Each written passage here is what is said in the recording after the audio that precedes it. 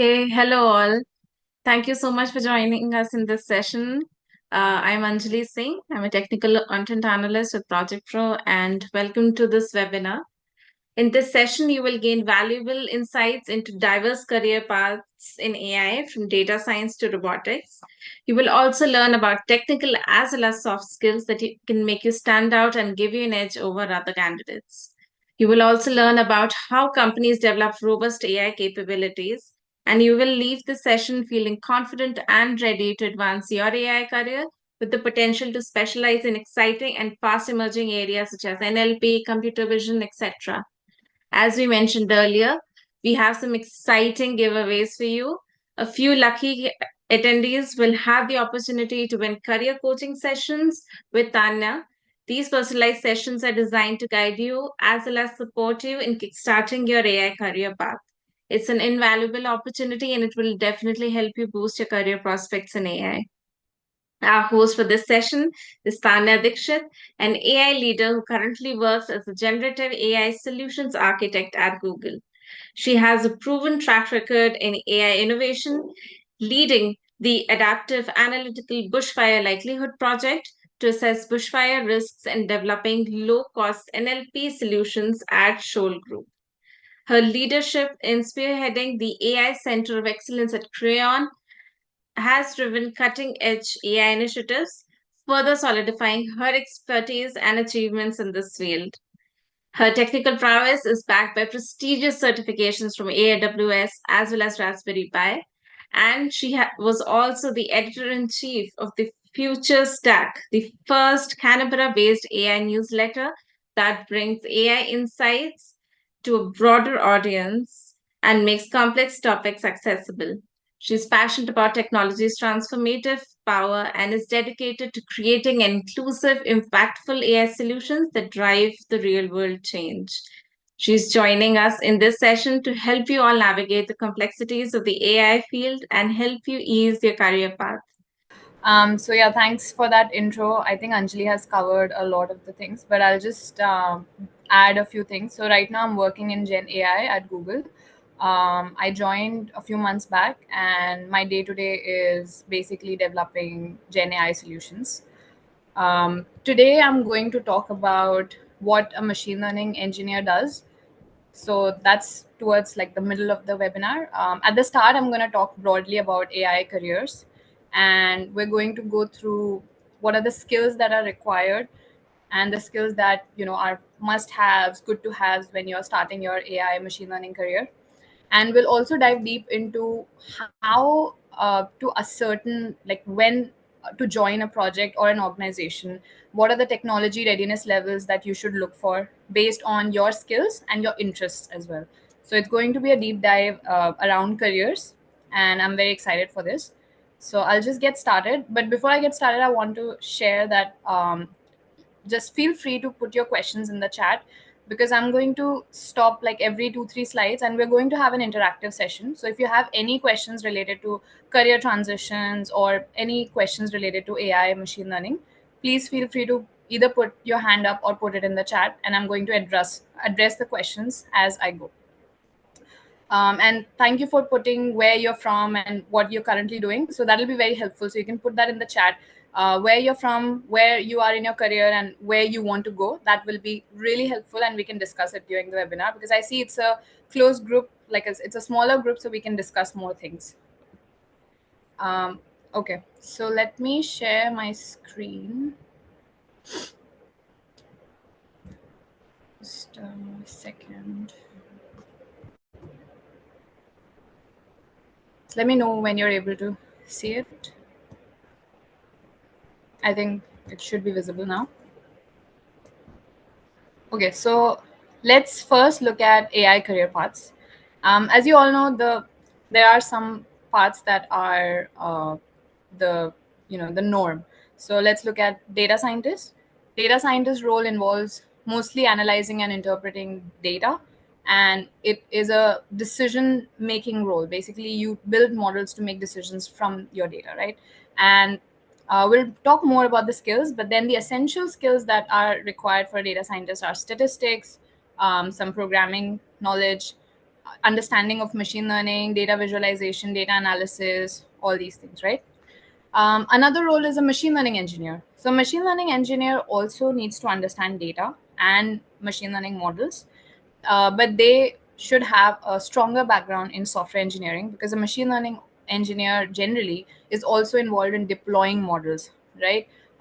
They're also involved in, let's say, training of models, so parallel training, for example. So this is also important for a machine learning engineer.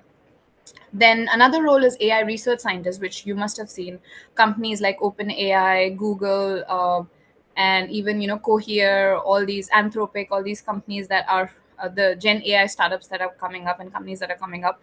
They hire for research scientist roles a lot, because this involves going deeper into research in machine learning. So if you compare it from to a data scientist or a machine learning engineer, this is more like a research heavy role, where you need to understand and be able to invent on algorithms and create new algorithms. And you must have seen that a PhD is often required for such roles. I wouldn't say it's absolutely necessary, but it is generally a requirement, because if you're someone who's doing independent research, you are really suited for such a role, right?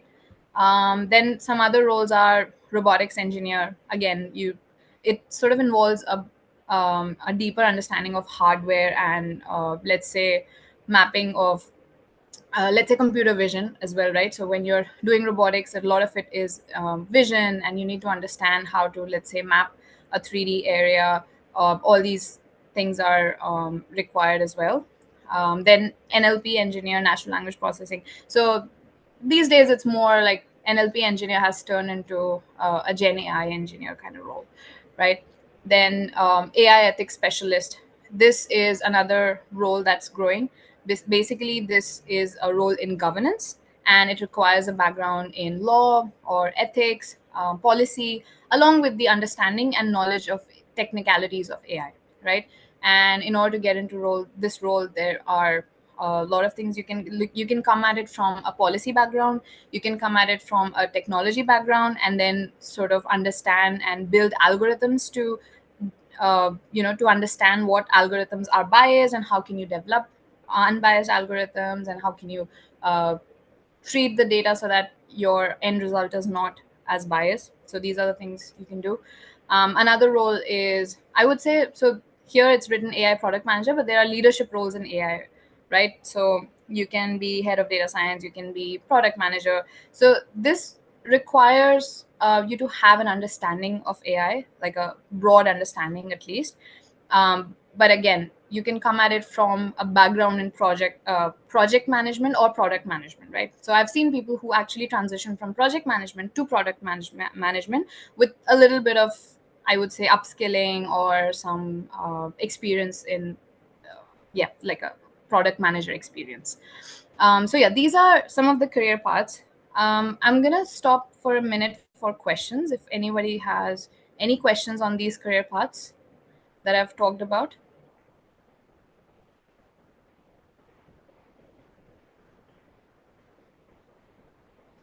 Okay, I think I'm going to move forward then. So, a lot of people think and ask me about, how do they transition to machine learning AI, right? So, let's say someone has a software engineering background. A lot of transferable skills actually will help you when you transition into this field. For example, for a software engineer, a machine learning engineer is a good role to transition to, because you already have coding skills. You already have skills that will be required when you, let's say, deploy a model, or you're training a model. You need good software engineering skills. So that's a good background to transition to a machine learning engineer role. And the thing that you need to learn more is the math part of it, or the algorithms part of it, right?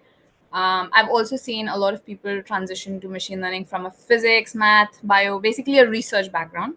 It, yeah, it can be any research background, and it's good because they sort of understand how to do independent research, and those kind of so that background is well suited for a data science role. So I've seen most of the data scientists who are from a research background. They may not have a machine learning AI background. They might have a completely different background, and it still works, right? They're still really good at what they do. I've also seen people from a psychology background transition into AI ML. That really depends on where people are at. So let's say you're doing psychology and you're doing a lot of statistics as part of it. So you can transition to a data science role. If you're into software engineering, you could again transition to an ML engineer role. Yeah, or a policy role as well, for that matter. Then if you're, let's say, from a policy background, then it's really easy to get into an AI policy role. And as I talked about a project management or project product manager, they can also transition to an AI role based on if they understand, like how the whole AI life cycle works, how the machine learning product life cycle works. Then it's basically getting those skills right, and I'm going to discuss those skills next. So let's look at the skills breakdown. I'm going to share another. So when we look at the skills that are required, so what I've done is you have skills here on in the rows, and then in the columns we have roles. So there's data analyst, data engineer, data scientist, ML engineer, solution architect, and then head of data science, or let's call it a data strategist or a leadership role. Let's call it a leadership role in data science, right? So there are so the green indicates that you really need these skills, right? The yellow indicates that okay, if you have an understanding of this skill, you're good to go, and the red indicates that you don't really need the skill for a particular role. So let's look at a data analyst role. What are the skills that are required for a data analyst? I would say data modeling is moderately required. You don't need to be a hardcore data engineer, but you do need to understand how data integration and ingestion works. So that's good, right? And for an analyst role, you do need to understand how to prepare your data for a machine learning product or a project, right? You also need to have some math understanding, so probability, statistics, linear algebra, scientific computing. You don't really need to know information theory, calculus, optimization, logic. These things are more, I would say, for a machine learning engineer, data scientist role, because it allows you to do more predictive stuff, right? And then some kind of coding, scripting, language understanding is required. For example, if you know Python, that's good because that's how you do, let's say, data visualization and you know basically what a data analyst does is data visualization and data analysis. So you would need some kind of a scripting language, some understanding of code versioning, asset versioning, cloud computing, design. Some understanding of design principles is required, but you don't really need hardcore software engineering stuff. What's needed is an understanding of traditional ML algorithms. Deep learning is, good to have, nice to have, I would say. Training ML models is, of course, nice to have as well. Then let's go over data governance. Some understanding of data governance is required. Some understanding of product management. Communication skills are definitely required for a data analyst, and a little bit of analytical skills, problem solving skills, understanding stakeholder needs. So you understand this matrix, right? So this matrix is based on what are the skills that are absolutely essential for your role. So let's go over a machine learning engineer role because that's what we're discussing today mostly, right? So I would say for machine learning engineer, math skills are absolutely a must, right? Then software engineering skills again are absolutely a must. And understanding of machine learning algorithms is also very important because that's your day to day, right? You're understanding basically how to build a model for your data, or how to build a model to solve a business problem and how to deploy it. So a machine learning engineering role is kind of a mix of a data scientist and a software engineer, right? It's also helpful to understand data governance for a machine learning engineer because that also allows them to work with data security and make sure that uh, whatever we're building is secure enough, and whatever we're deploying is secure enough. So I'm gonna take a quick break here to see if there are any questions. Okay, sorry, the font is too small. All right, I'm gonna zoom in. Just let me know if it's better now. Is it better?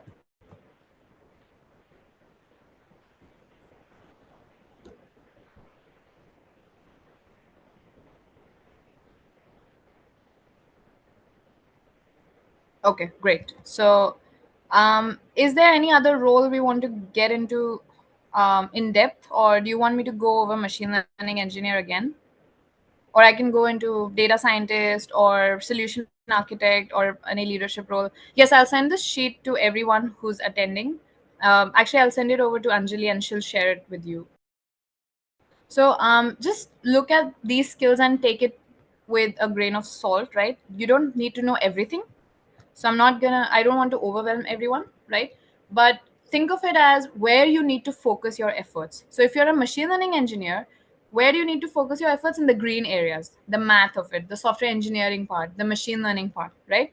And some understanding of data governance. You don't really need to worry so much about product management or business acumen, right? But let's say if now I'm a solution architect. So let's look at what I need to know.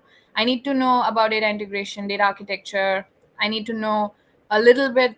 I need to understand math, of course, right? Then I need to know software engineering part, but maybe I don't need to understand how to deploy. So that's why the yellow ones you see, right? The CI/CD part, containerization, API creation, integration. Maybe I don't need to know as much, but I do need to understand, how to design my system. So I need to understand distributed systems. I need to understand solution design. I need to understand VNV, which is very important for a solution architect when they are developing the solution, right? I need to understand machine learning because that's how I develop my solution. I need to understand the algorithms that are available and the new algorithms that have come up, let's say, right? I do need to understand data governance, product management, communication skills, right? And also some business acumen, because for some solution architect roles, you do need business acumen. For some roles, you don't. So it just depends, right? So now let's say I want to transition to a leadership role. So where do I need to change my skills? I need to understand more data modeling.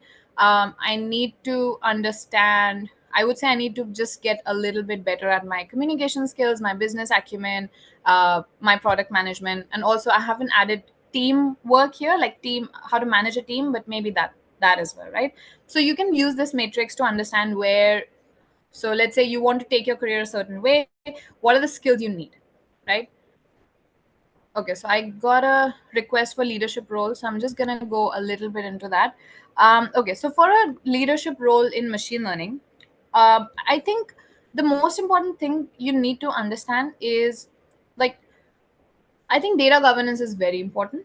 So data modeling is very important as well, because that's something that not everyone gets right, and it kind of gets lost, right? So that is important. One of the most important things is also how to manage a team, which is important for any leadership role. So I haven't included it here. So let's just talk about the machine learning part of it, right? Data architecture, understanding of that is super important. And the reason I have math in yellow here is because it's a unique field where even if you're a leader, you do need to have, like, do need to have some hands-on knowledge.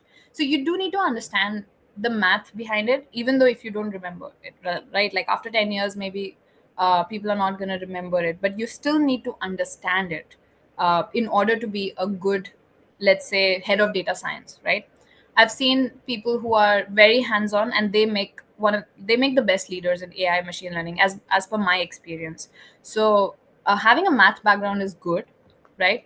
If you've done some software engineering, is good. It's good, but it's not absolutely necessary. But again, I've seen the best people have some kind of solution design background, some understanding of how to validate a solution. So that's very important. Having an understanding of machine learning algorithms again is kind of important, right? So that's why I've sort of yellowed this out. And data governance, as you can see, like, that's super important to know if you're someone who's leading a team of data scientists, machine learning engineers. Because when you're a leader, you are defining like what the product is. For example, how am I going to decide the success of this product, right? What's the data, what's the data lineage, what's the input, what's the output, how do I make sure my data is secure or my solution is secure? All these things. You're going to have some of course need some product management background, doing some requirements analysis, user experience analysis, design thinking, all these things that a product manager needs to think about. Communication skills are really important. And even in communication skills, I've broken it down like active listening, clarity of thought, confidence, adapting to the audience, empathy. These are really important things to know. And it also helps with the leadership skills, right? And then business acumen. again, so we can go over these like financial acumen, analytical skills, strategic thinking, leadership skills, market orientation to understand your go to market. A little bit of marketing skills are not like always needed, it just depends, right? Problem solving, stakeholder needs understanding, and understanding the cause and consequence. So basically, these are the broad skills that you require if you're going for a leadership role in data science. Okay, so let's go over to let me just go to back to my let me just go back to sharing my slides. Yeah, so now I'm going to go over career design. Like, how can you use, let's say, a skills matrix like this to design your career? So the most important thing is to identify your current skills, right? Identifying your current skills will allow you to understand where you're at. So just sort of understand what your technical skills are, what your soft skills level is right now, and understand like, okay, fine, I have good software engineering skills, but I want to develop more math skills. And how are you going to understand the gap? You need to see where you want to go next, right? What are the skills that will get you to the next step? For example, if I'm a machine learning engineer, I want to become a solution architect. What are the skills that will get me to the next step? Then identify the right opportunities to develop the skills. So you can think of doing an internship, or you can think of doing a project that allows you to develop your math skills and sort of go from there. So that's how in a nutshell you design your career, because a career is made of what? It's made up of skills, and it's made up of experience. So the right experience will get you the right skills to get to the next step. So that's my philosophy of career design right there.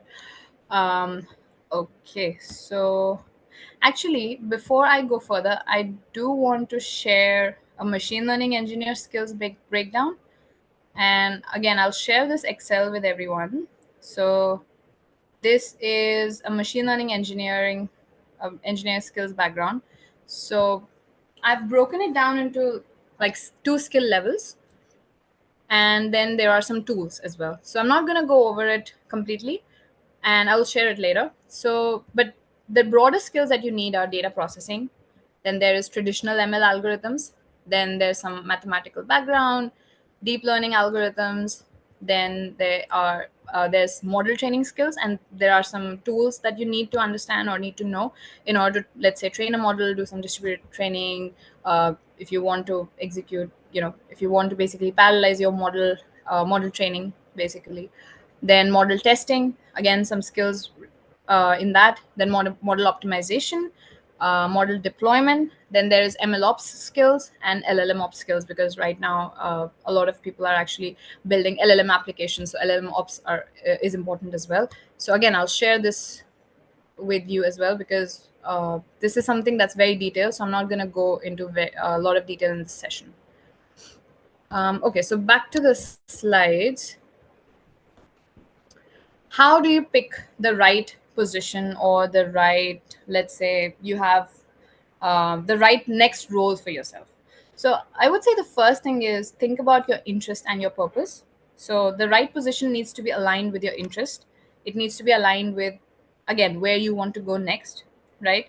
For example, if you're someone who's interested more in coding, your day to day is more, you enjoy coding. So picking up a machine learning engineering role is probably the best, right? So think about that.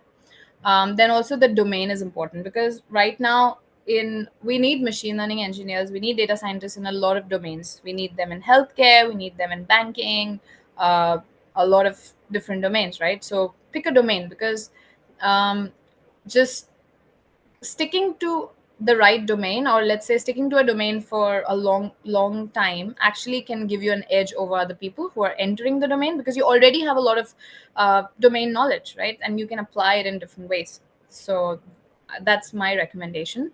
Then think about the team. Think about the team culture, the kind of people you're working with. That's super important. Are they the kind of people you can learn from and actually enjoy working with?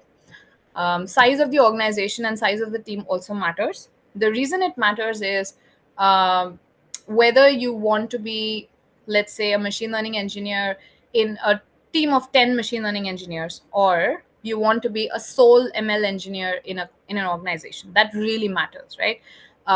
So think about that when you choose your next position, right? There's no right or wrong answer. It's just, it depends on your personal preference. Then the other thing is the technology readiness level, the TRL of the organization or of the project as well. So again, I'm going to share an Excel with you, and I've sort of broken down a project by AI technology readiness levels, and then what are the skills you need at every level. So here it is. So basically, for a machine learning technology, there are 9 levels. So the first level is, first principles, early phase of AI research for a new concept, right? Here, some sample data exists, but if you join at this level, you're not probably going to do a lot of ML engineering stuff. You're doing data modeling. You need some domain specific skills. You need some communication skills, and you might need some math, right? So these are the skills that are needed at this level. Then there is goal oriented research. Then what do? You do some low level experimentation to investigate models or algorithms on the subset of data that's available, and you try to solve the business problem for the business, right? The outcome is, it's a good understanding of the data, and you probably might know that, okay, let's use LLM to solve this problem, or let's use like a RAG based approach to solve this problem. So you basically at this level decide whether to proceed in this direction. So again, what are the skills you need? Data modeling, communication, math, data prep, a little bit of machine learning, right? So if you're someone who wants to deploy models at scale, this is probably not the right uh, technology readiness level for you to join the organization, right? Then there's the proof of concept of proof of principle development. So this is actually earlier than proof of concept. So this is proving out that this machine learning algorithms actually works in this situation, right? And at this stage, basically companies start heavily investing in AI ML if this stage is passed. Then it comes to system development. So then you start thinking about the core, how you're going to develop the code, how you're going to develop the system, what's the reliability, maintainability, extensibility, scalability, architecture, all these things. So then you need skills like data governance, modeling, business acumen, product management, communication skills, software engineering. You also need some design skills, right? So you basically need a data strategist and a solution architect at this point, right? Then we move on to the proof of concept stage. Product development starts here, and the technology is applied to a practical context. And basically, right now, we're building the solution. So you need a data scientist, a machine learning engineer, and a solution architect. So the numbers here, they are basically if it is outsourceable or not. So it's not something that we need to talk about today, but this is something from my experience. Like you can actually outsource a lot of these things. Then you come to machine learning capability development. So this is a stage when an organization has invested in AI machine learning, and an organization is actually turning this ML technology that they've developed, they've done all this research, right? So they're developing it, they're turning it into a product, or they're incorporating it into an existing product or a process. So now you need machine learning engineers. You can't really work without machine learning engineers now. You also need a data engineer at this point. You need a data analyst. You definitely need an ML engineer. You might need a solution architect, product manager. Actually, you do need at this stage, right? And then you start developing your team. You have a head of data science now to manage all this, right? Then comes application development. So this is basically integrated ML, integrating ML into your application, right? If you don't have an existing ML infrastructure, so you're now developing the ML pipelines, the training pipeline, the inference pipeline, and then you're developing modular code to actually reuse it across your ML use cases. Again, you need all these skills and all these roles to actually get through to the next stage, which is integration. Again, so integration is basically heavily tied to application development, because you're now integrating your ML product pipelines into your products as well. So let's say you deployed a machine learning model, you're going to integrate it into your product now. So you need a data engineer, you need an ML engineer. You probably don't need a lot of oversight at this point, because you pretty much know what's going to happen, right? I mean, what you're going to execute on. But then it comes to the last 2 stages, which is being mission ready and deployment. So this is a stage where you're doing a lot of testing, and you're making sure your ML pipelines work. You're making sure your algorithm works, and it doesn't perform, let's say, worse on production data, right? And you're doing A/B testing, you're actually making sure that the overall system really works together. And you do need a lot of ML engineering skills. You need a lot of integration skills. You need ML ops at this point because you're monitoring, right? You're monitoring your system constantly, and when you've deployed it, again, you're monitoring it, you're updating it, and you're making sure that there are feature improvements that are brought in, and they're not breaking something that was working previously. So again, you need a lot of software engineering skills at this point. So think about, let's say you're joining a company, or you're joining or building a new product. Think about which level the product is being built at, and what are the skills that are needed to execute or to get the product to the next level. And that's where you want to join, right? So think about that. I think that's very important. So before I come back, I do want to look at the chat. uh, where can we check for TRL level of a, so I think if you want to check for a TRL level of a project, right, ask. If you're interviewing with an organization, this is a good question to ask as well. They'll be like, oh, this person has thought a lot about this role, this person has thought a lot about this product. Ask them, what are you currently doing? Do you have enough data to actually deploy this, or do you have enough data to train a model on this? Or let's say, why are you using machine learning? Why can't we use something else, right? So you can ask these questions. These are hard questions that an organization, the leadership needs to know these things in order to have a successful product. So ask them.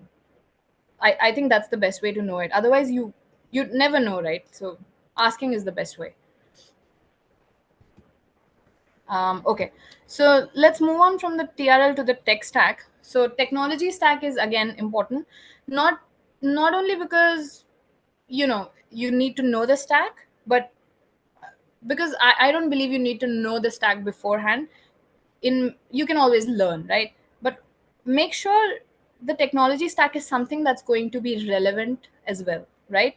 So let's say today I'm learning uh, MATLAB. Maybe that's relevant for certain roles, but I'd rather use Python, right? A lot of people are Python is more, I would say, I don't want to start a war here, but then Python is more used in the industry right now, right, as compared to MATLAB. And it's easier to, at least I find it easier to use than MATLAB. So think about the technology stack, what's going to be relevant in the future, and the role that you're, let's say, joining on, or you're working in, is something that makes you future ready. So think about that as well. Then growth opportunities, very important to consider. What's your career path going to look like if you join a particular role? What's the next step? Think about the next step when you are joining the role as well.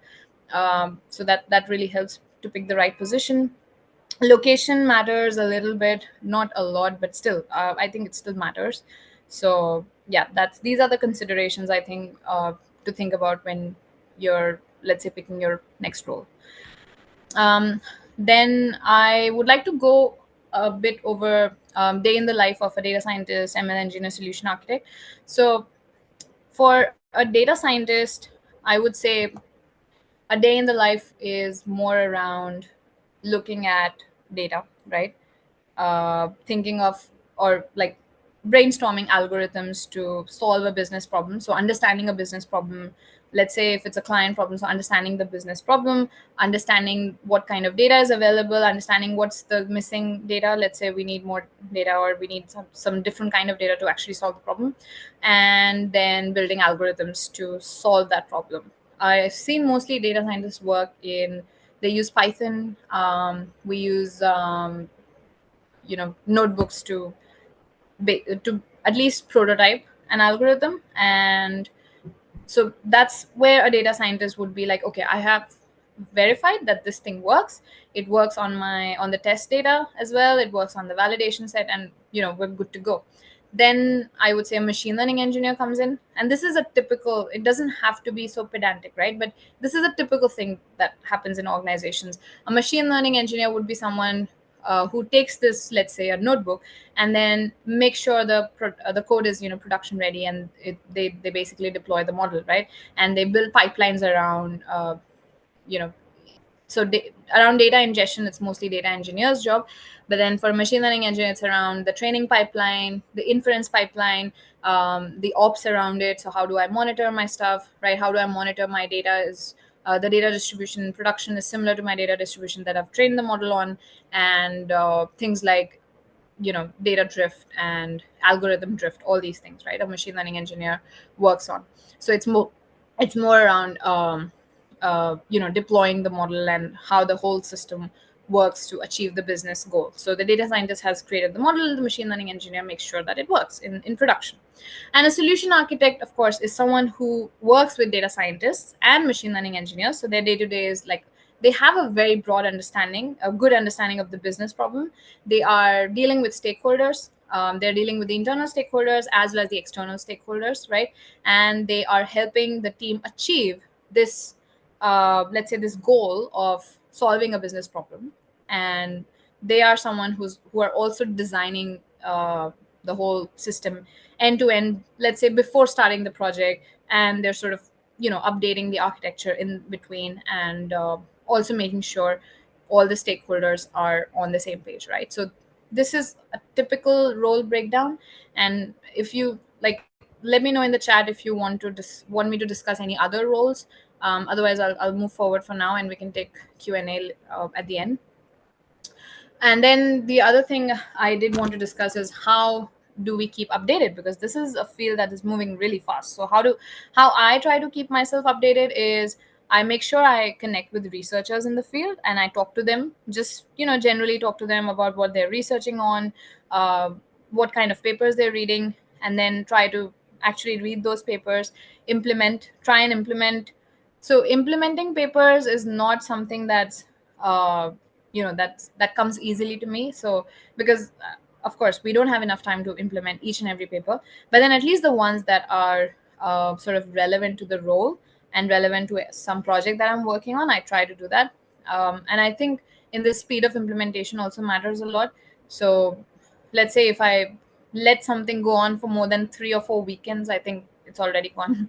So I don't come back to it. So I think that's very important. At least speed of reading is also very important. So because there's so much happening in this field, right? Selecting the papers is also important. You don't need to read each and every paper, right?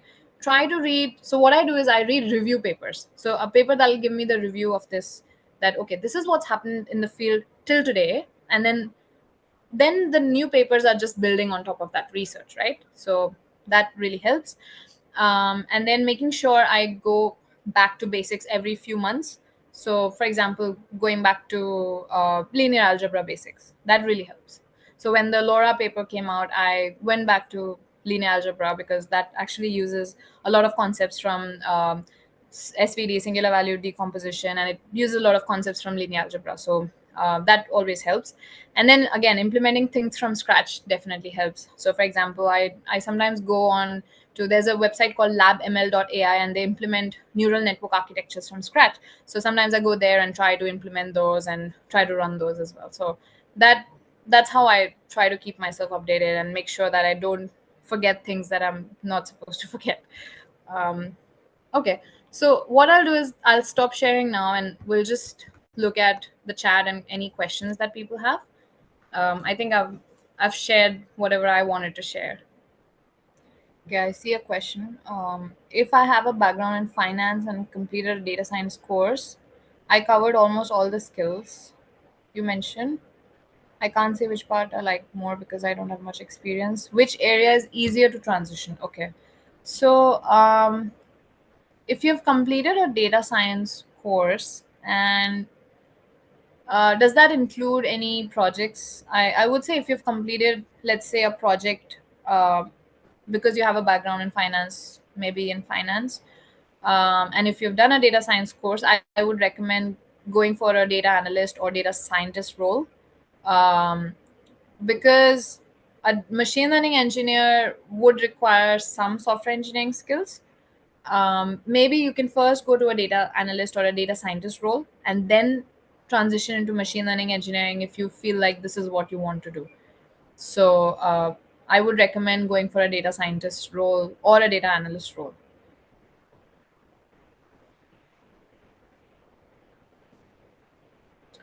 Okay, next question is level of experience required to be a machine learning engineer as a beginner in Java software developer. Okay. So I would say that if your experience lies in Java development, it's good experience because you do have a software engineering background, right? That's good for a machine learning engineer. Something that you can also start looking at is the math and the algorithmic part of it. So how you can do that is maybe try some Kaggle competitions or try to build something of your own using machine learning, right? Or maybe uh, try to do one or two projects in, let's say, either your organization or as an internship in some other organization. So that's how you can transition to an ML engineer, because for an ML engineer you do need to understand uh, the algorithms, the algorithm part as well, right? So I would suggest doing a project in this area and then going for it. You can also go for an LLM engineer role, right? A large language model engineer role. So for that, you need more background in Gen AI, not as much in traditional ML algorithms, although that definitely helps. I'm not saying you don't need it at all, but maybe you can try for that role instead, an LLM engineer role.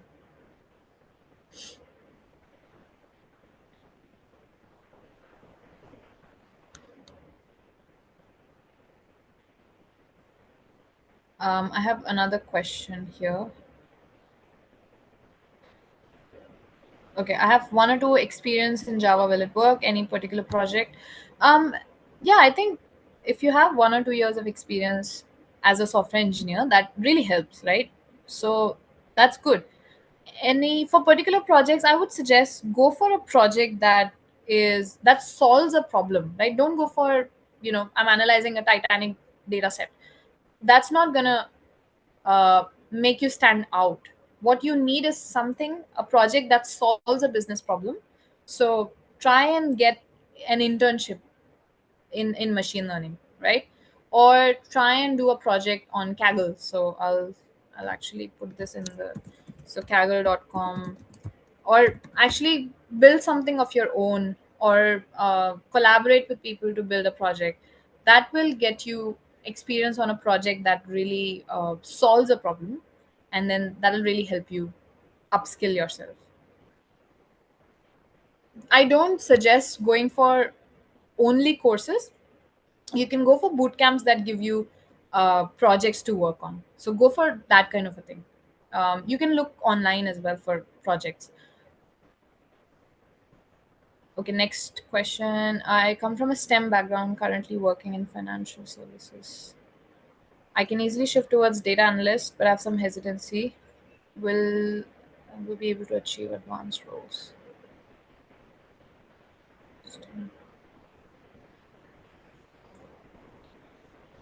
Okay, so if I understand the question correctly, is you're working in financial services and you do have a lot of domain specific knowledge, and you can easily shift into a data analyst role, but you want to go for an advanced role, right? Like product management. Right, got it, got it. I would say go for a product management role. You should definitely go for a. You don't have to become a data analyst before becoming a product manager, right? So um, go for a product manager role. Gain the required understanding of data science, machine learning, right? But you don't need to have a very in-depth understanding of the algorithmic part or the math part. You don't need that. But if you have a good background in financial services and you've done a lot of financial modeling, I think you do have a good math background, right? And you do have domain specific knowledge. So yeah, think about going for a product manager role directly. Look at what are the skills that you need to make that transition. So you do need to understand, how to deal with stakeholders, and you might also need to understand, how do I collect requirements, how do I understand those requirements, how do I communicate that to my team. So what are the things that are required for that? You do need to understand how a data scientist works and a machine learning engineer works or a data analyst works, but you don't need to be a data analyst to do this, right? You can still transition to it. So think about it in that sense, in that way. Yeah, so you worked as a quant, so you do have the required math skills. I would say go for a product manager role directly.